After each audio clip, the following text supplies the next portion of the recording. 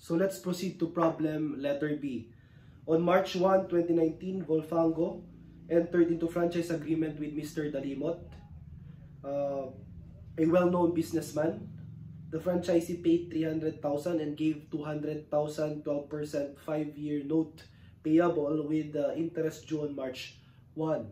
On December 31, 2019, the franchisee decided not to open the outlet despite substantial performance made as of June 30, 2019.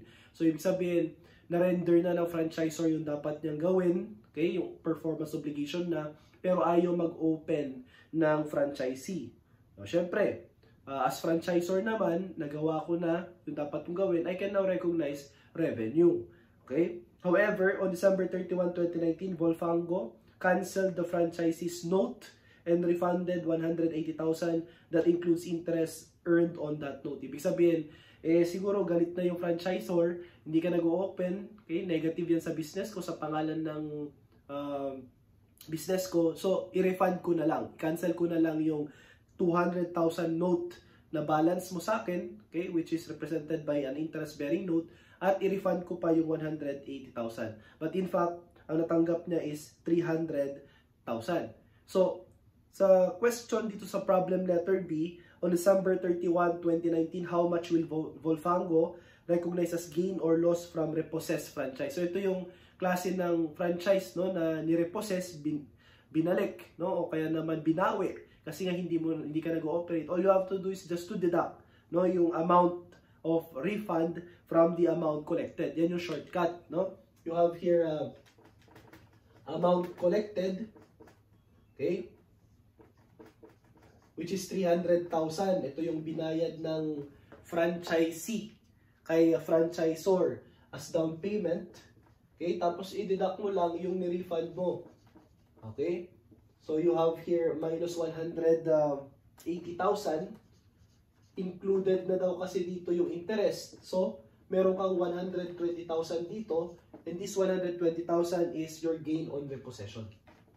Gain on repossession, 120. So, your answer here is 120,000. Okay? Pero syempre, initially, ito yung entry mo, no? You have your cash amounting to 300,000. Okay, you have here notes receivable. Kasi interest-bearing note yan, at face value tayo, 200,000. Okay, and then you have to credit franchise revenue. Sir, bakit ako magkikredit ng franchise revenue na 500,000? Dahil yung SPC ay present, di ba? Yung down payment mo na 300,000 down payment, may substantial performance. Ayaw nga lang niya mag-open. Yung 200,000 na balance, evidenced by an interest-bearing note, may substantial performance. Ayaw niya mag-open. Diba? Period of refund expired, tapos reasonably assured naman yung payment, no? Yung collectibility. So, franchise revenue siya. Okay? Syempre, ayaw niya mag-open, ni-repossess, binawi. So, nung binawi, okay? So, this is your first entry. Nung binawi na, okay? Your entry should be to close the franchise revenue recognized. So, debit franchise revenue amounting to 500,000. Okay, ibalik mo na yung dapat ibalik. So, i-credit mo naman yung cash. I-credit mo yung notes receivable. Ayan, na 208,000. Siyempre, you have to recognize interest income kasi passage of time ito. No? 200,000. And then you have here gain on repossession. Okay? Gain on repossession. At yung na-compute natin na gain on repossession, kunyari, entry ang gagamitin natin na basis at hindi itong shortcut, syempre, compute mo muna interest income. Yung interest income natin is equivalent to 200,000. Multiply this by 12%. Multiply this by ilang months tumakbo from March 1. O bilangin natin, March, April, May, June, July, August, September, October, November, December. So 10. So times 10 over 12. So you're going to compute 420,000. Diba? Na interest income. Hindi ba 180 yung refund? So this refund, may credit ka namang cash dito. Inclusive dyan yung tinatawag natin na interest. Diba? So you have your 160. Okay? So 180. Then you have here gain on repossession 120,000. Okay, so that is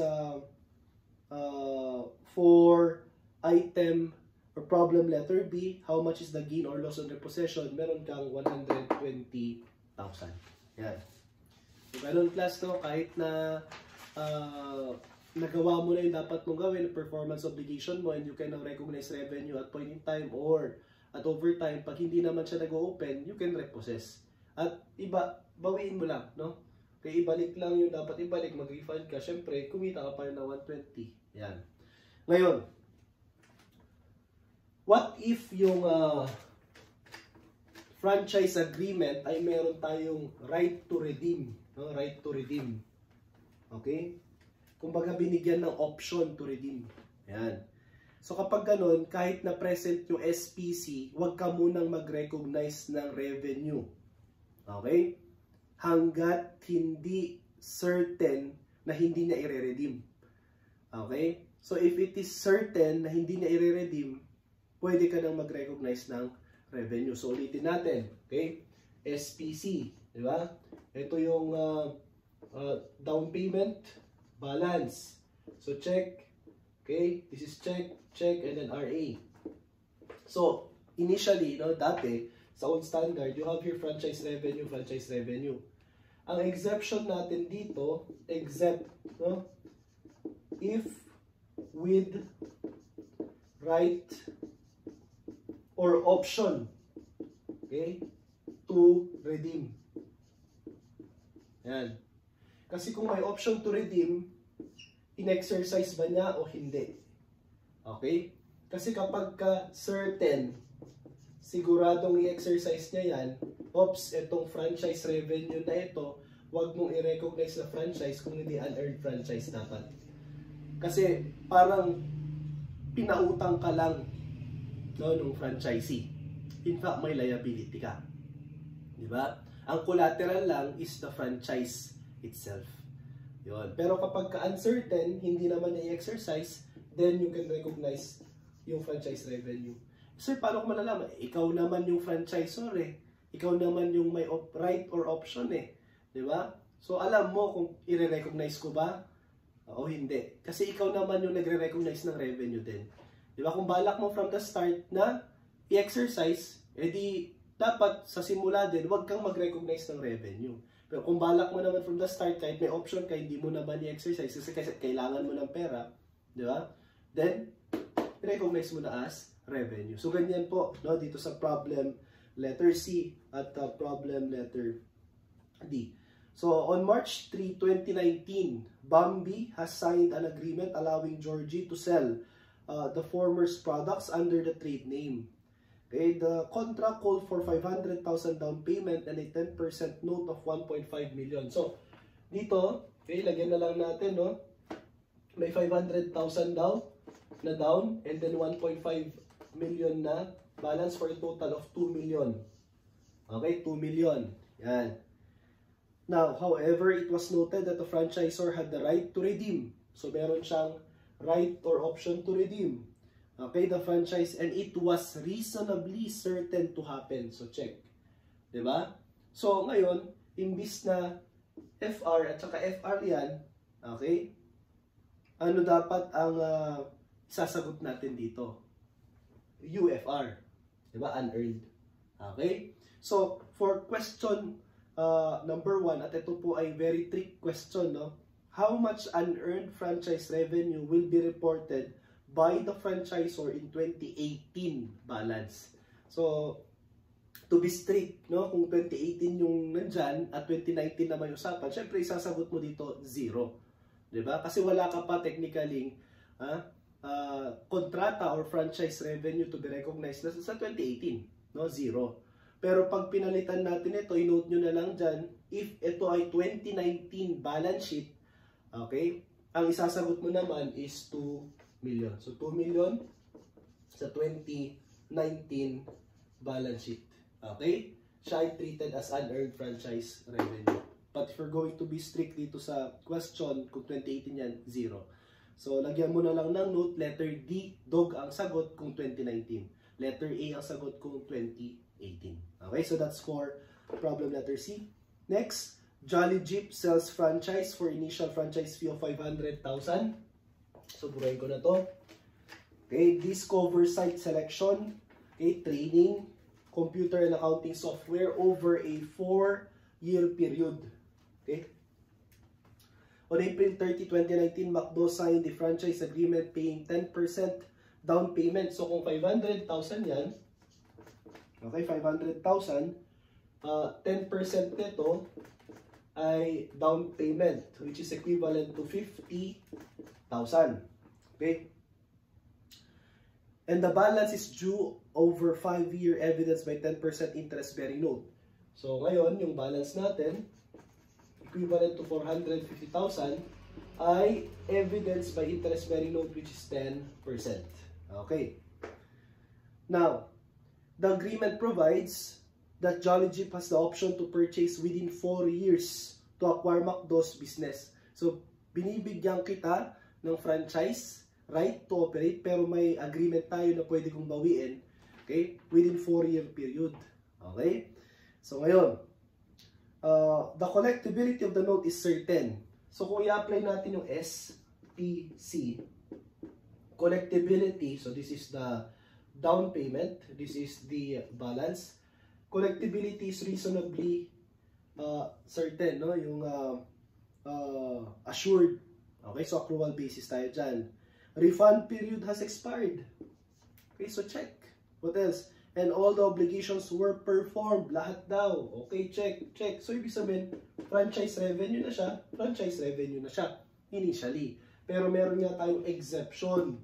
Diba? Baka meron siyang right or option to repurchase or redeem. Diba? Repurchase or redeem. At ang sabi dito, if Jolly Jeep exercised the option and acquired the franchise by paying 120. So, ibig sabihin, okay, ni-redeem nga niya on the 4th year by paying how much? 120,000. Okay, 120 na ang binayad pa niya, no? So, ibig sabihin, from the start dapat hindi siya franchise revenue, di ba? So, how much is the gain or loss on option to purchase the outlet? Yan. So, even if all the criteria in recognizing revenue is present, okay, if there is option to purchase, you have to recognize deferred franchise purchase option liability. So, liability yan, unearned yan, no? And, of course, you have to recognize this because the franchisor, okay, has the decision, no, if or whether or not he or she will exercise. Diba? So, ibig sabihin, alam niya kung i-exercise niya yung option na yan or rights. So, from the start, kung alam niya yan, alam niya kung ano i-recognize niya. Revenue ba? Or yung unearned? O kaya yung liability? Okay? Since dito, sinabi sa problem na on the 4th year, in-exercise niya at 120. So, from the start, alam niya, no, na hindi po siya revenue. Ngayon, kung from the start, alam niya hindi siya revenue, ito yung entry niya. Diba? Debit cash, 50,000. Okay? Debit notes receivable for 50,000. Okay? And then credit deferred franchise purchase option liability, 500,000. So, wala pong revenue na ni-recognize yung franchisor. Okay? However, nung naging certain na hindi nga niya babawi, hindi niya hahayaan yung franchisee na mag-operate, kundi babawiin niya, okay? At nagbayad siya ng 120. So, yung kanyang deferred franchise purchase option liability, which is equivalent to 500,000, tatanggalin or ibabawas natin dito, okay, yung amount, no, of cash paid by the franchisor, which is 120,000. Okay, yan yung pang-redeem niya. What else? What else? Meron ba siyang cash out nung substantially kinomplete na niya yung mga performance obligation? Ano sabi dito? Okay? In fact, Jolly Jeep rendered services to franchisee amounting to 200,000. So, meron pa siyang cost paid by the franchisor as investment in the franchise. So, meron pa siyang cost payment amounting to 200,000. Ayan. So, yung mga cash out niya, no? Ito, refund. Ito naman yung sa service rendered as an investment. So, ngayon, meron po tayong gain. Okay? Gain to exercise